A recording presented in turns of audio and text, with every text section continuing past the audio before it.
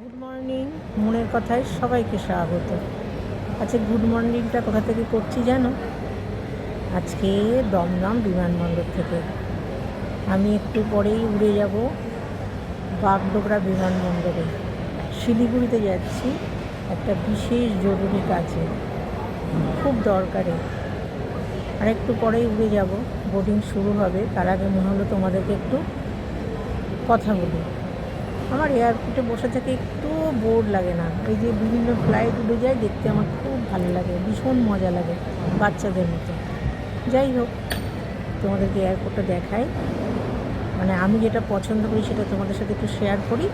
পরে ফ্লাইটে উঠে সিটে বসে আবার চেষ্টা করব কথা বলতে। তো আমার ভালো লাগার জায়গাটা, আমি জানি না কেন খুব ভালো লাগে, খুব পছন্দ আমার এই এয়ারপোর্টে।